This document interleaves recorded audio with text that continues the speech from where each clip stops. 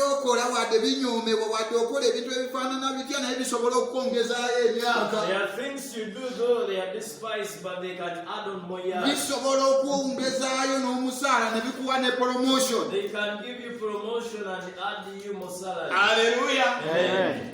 Keezekiya ne bamugamba teekateeka ennyumba y'ogenda kufa era towona. Hezekiah was told to prepare his house because he was not surviving. Bayibuli etugamba nti Keezekiya n'agamba nedda. The Bible says Hezekiah said no. N'adda n'akyukira ekisenge. He turned unto the wall. N'adda eri Katonda. He turned to God. Mukama, Lord, jjukira remember bwe nakola kino na kino mu when I bwakabaka did this bwo. and this in your kingdom. Jjukira Mukama Remember this, bwe Lord. nayimirirawo mu kiseera bwe When I kiti. stood in such a Jjukira time. Mukama Remember, bwe Lord, mbadde nkuweereza. I was serving you. Ayi Mukama jjukira. Remember, Lord, Mukama bwe mbadde nkola ABCD. remember how I was doing so. Katonda bwe yakebera ekitabo kye And eky'okujjukizibwa. when the Lord opened unto the book of N'agenda remembrance, okulaba we baali he bawandiise. saw where they had written. Olunaku Keezekiya bwe yakola The ebirungi day Hezekiah did the goodness, nga bawandiise awo. they had recorded. Katonda bw'amala okutunuulira bw'ati After looking at n'agamba that, okusinziira ku kye ndaba said according to what I'm seeing, ng'okyagasa. you are still Haleluya.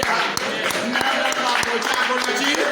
beneficial. Okyagasa. You are still beneficial. Haleluya. So